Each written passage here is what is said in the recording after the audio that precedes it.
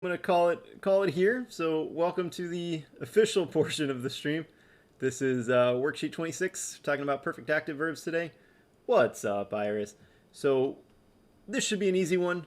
We talked today about the formatting for perfect active, anything perfect active, and I have former students in the chat. So let's see if it still holds up. Awesome. Good luck, Chaz. It's good to see you. So Latin students, if I say perfect active, current or former students, what are we going to spam in the chat every time I say perfect active?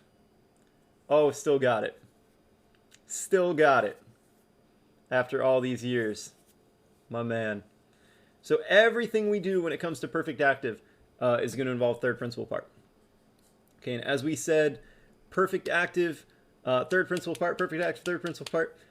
We chop off the I, right? That's going to give us our stem. So we're going to get things like mis, leg, scripts, amav, ambulav, kukur, dead, right? From do, dade, dedi. Sto, stade gives us stet, right? From steady. So all verbs, all conjugations, doesn't matter. This is how we form it. Once you have that little stem, then you're just plugging and chugging your endings, right? E isti it, imus istis erunt. Those are your perfect endings. Aramarasarat, aramasaratisarant. Those are your pluperfect endings. And then aroarisarit, arimasaritisarint. Those are your future perfect endings. And just a reminder when it comes to translations, so we got an example down here.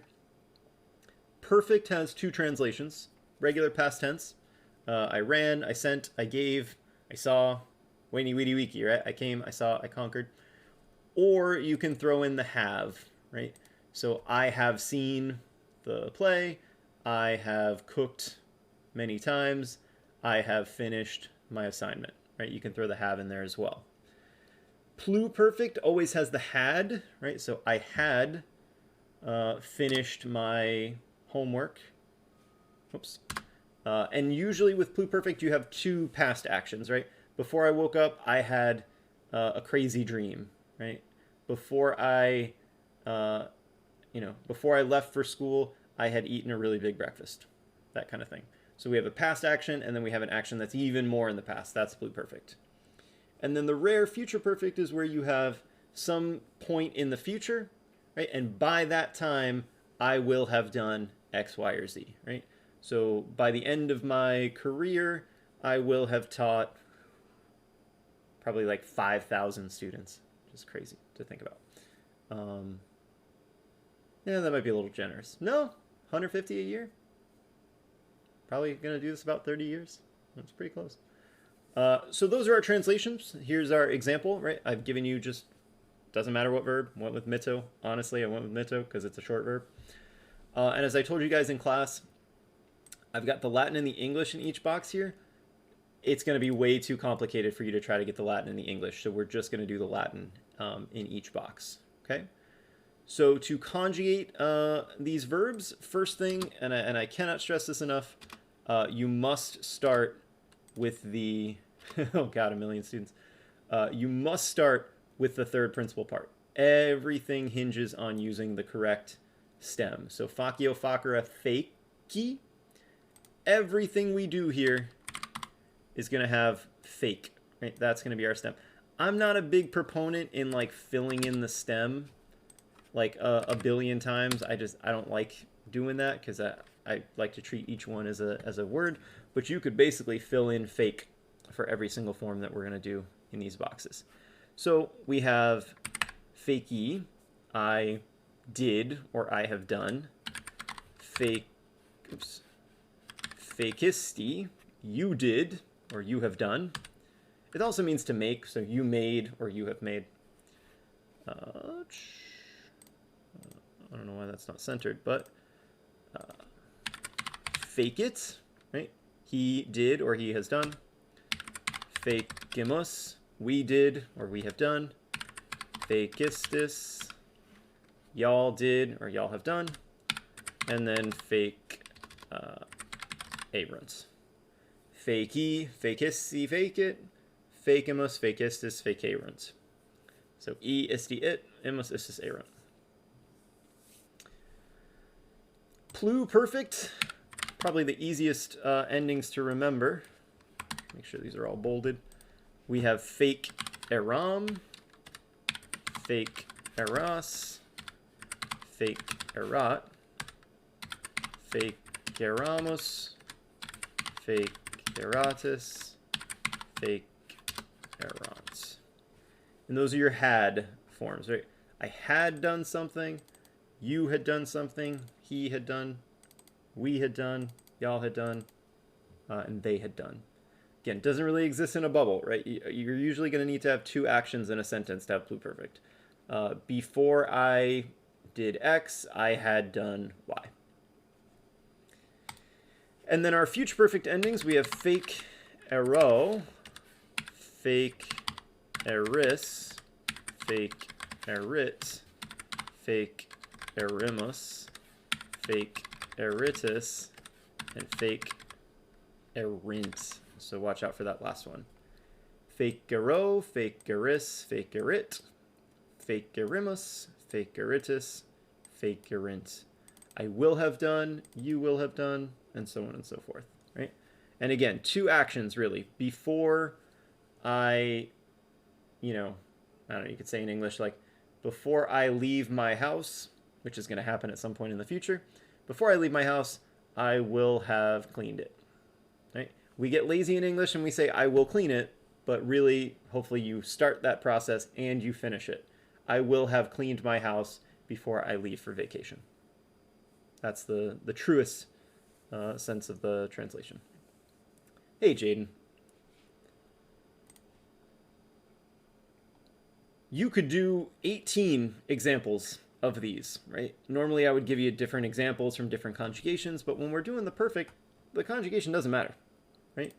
So the most important thing is that, like I said, you use the right stem. So tango tangere tetigi. That's why we talked about on Monday, the third principal part is kind of variable. It's kind of whatever it is. So don't try to follow some pattern, right? This verb, it just happens to be tetig. So every one of your forms is going to have tetig as the stem. Tetigi, tetigisti, tetigit. I don't know why that particular box is not centered. Tetigimus, tetigistis, and tetigaruns. Tetigi, tetigisti, tetigit, tetigimus, tetigistis, and tetigarunt. Tango tangere tetigi. It's kind of like do dare dedi or kuro kure kukuri.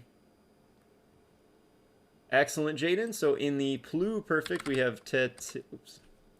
I did not do a very good job formatting my boxes before sending this off to you guys.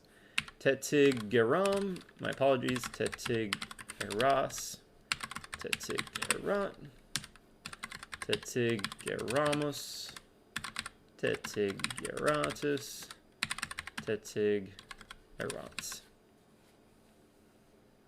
Tetig. I have this weird feeling I'm going to misspell tetig.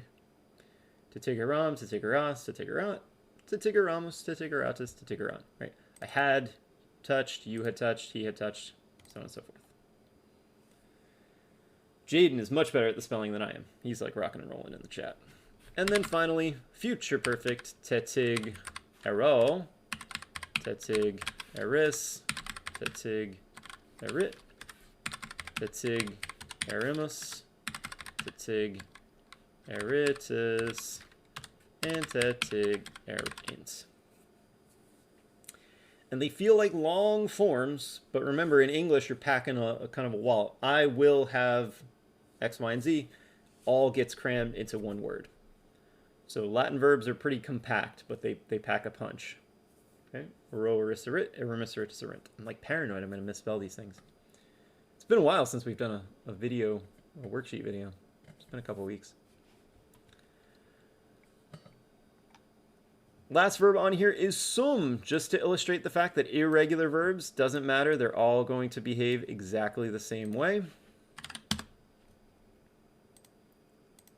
And bold. What is the perfect stem of sum?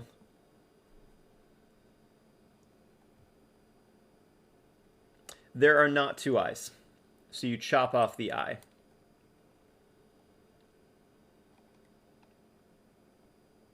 Yep. So fui is the perfect principal part, but we chop off that I to get the stem. So technically the stem is fu, F-U. Pardon my French. So our forms are fui, fuisti, fuit. Exactly. Right? So the I form, the third principal part, is the I form. I was. Right? So when we're doing endings, we just chop it off. Right? Because it is technically an ending. So it's a placeholder. Fuimos, fuistis, and fuerunt. It seems like why would you chop the I off if you're going to put it right back on? But once you get to this form, there's no I anymore. Right? All these forms, fueram, there's no I. Fueras, fuerat, fueramos, fueratis. Oops, that's a weird looking A. And fuerants. So fueram would be like saying I had been X, Y, and Z. Not something you say very often in English, but I guess like before I went to school, I had been a... it's so rare in English to say. I had been a toddler. Really, you'd probably just say I was a toddler, but... Fuero, fueris, fuerit, fuerimus, fueritis, and fuerint. I was being a toddler. Yeah. I was acting like a toddler.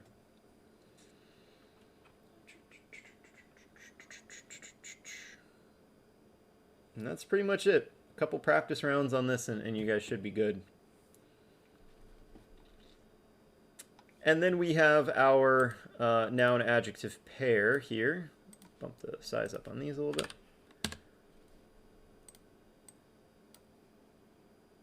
So, any 8th graders still in the chat? We've got this adjective. How do I think of these pairs?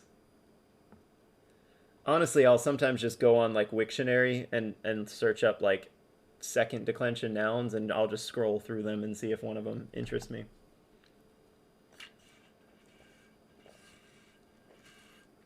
I thought huge rock was pretty good.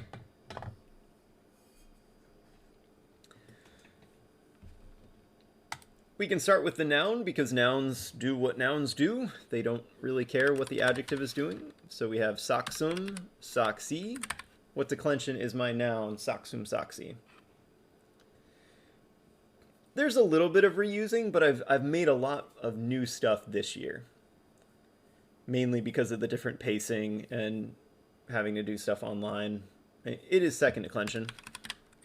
Saxum, saxi, saxo. Saxum, saxo. It is neuter, be careful. Saxa, saxorum. Whoops, forgot the X. Saxorum, saxis, saxa, and saxis. Yeah, I mean, it's always nice to fall back on stuff that you've used in the past, but if the pacing changes or you change the order, particularly in something like Latin, I mean, English is a little different because, like, you know, you might switch the order that you do the books in, but then you just have your materials for this book versus your materials for this book. They don't really intermingle. Whereas like Latin, if I do one concept before the other and that concept ends up in a worksheet, if I switch the order, now all of a sudden you don't know how to do X, Y, and Z. Oh, nice. All right, last bit. Let's talk about this adjective. So how do we classify an adjective that looks like this? Ingains, ingentis. What is the term for this adjective? What sort of category does it fall into? Ingains, ingentis.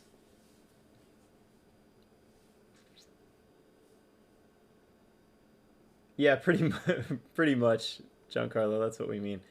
It is third declension, but let's be even more specific. Remember, because we said that third declension adjectives come in a couple of different varieties, a couple different flavors. So the ones that look like this, where you have something like ingains, and then, oh, by the way, here's the genitive, we call this one termination. One termination means that the nominative is what the nominative is. Masculine, feminine, neuter, doesn't matter. All genders are the same. And of course the genitive is in gentis because it is given to us. Right? They are I stem, right? Especially when you're dealing with neuter. You're going to have a lot of different I forms. So my dative singular, no, you're good, Iris. They are I stems. You're absolutely right. What would my dative form be? So you guys can keep pumping the forms into the chat. We're thinking third declension endings. Ingains, ingentis. My dative would be ingenti. My accusative, again, since it's neuter, be careful.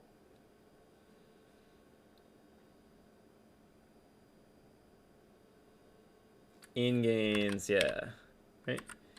Because it's neuter, it needs to be the same as the nominative. My ablative singular, which is one of those forms to watch out for, absolutely ingenti. So this is one of those I stem forms that Iris was talking about. Nominative plural, because it's neuter. Be careful, be careful, be careful. So close. So close. Not ingenta, but ingentia. Neuter picks up those extra I stem forms. My genitive plural, which is always an I stem form for these adjectives. Ingentium. Yep. Dative plural is exactly what you would expect it to be. Ingent. What's my ending?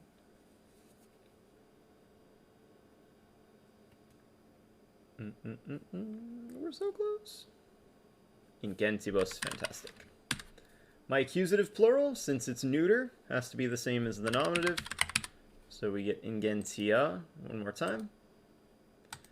And our last form, ablative plural, which is always the same as the dative plural, is also ingentibus. So for third declension adjectives, ablative singular, genitive plural, those are your I stem forms. For neuters, you also add in the IA forms, the nominative and accusative plural. All right, that's all we got for today. Absolutely, first chart, we'll go back up here. Everything's based on fake, F-E-C.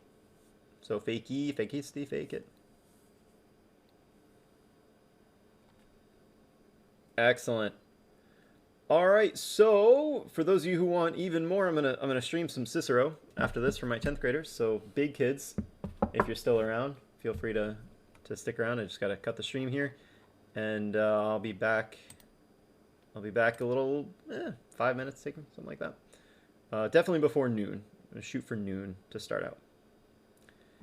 All right, guys, enjoy the snow. Happy snow day for you old people. We actually have a half snow day today, in case you didn't know.